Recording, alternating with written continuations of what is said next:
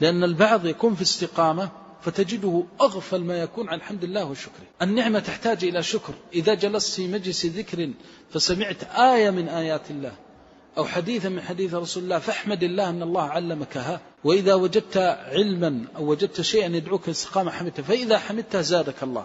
وإذا جئت ووجدت نفسك تصوم الاثنين والخميس وتقوم الليل، بمجرد ما تنتهي تحمد الله يدخل إلى بيته فيرى ابنه على الاستقامة يقول الحمد لله، يرى زوجه تذكر الله يقول الحمد لله.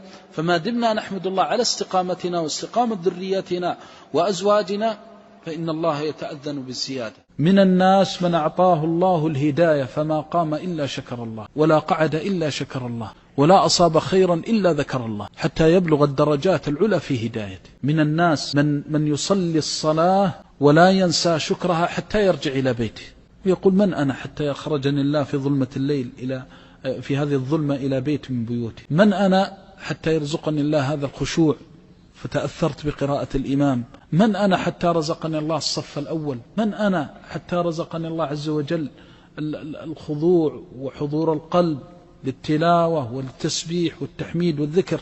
هذه نعم، من ذكرها ذكره الله. فتجده لا ينسى لله فضلا ولو كان ذرة. لا يزال العبد يذكر نعمة الله عز وجل عليه حتى يرتفع إلى الدرجات العلى من الجنة.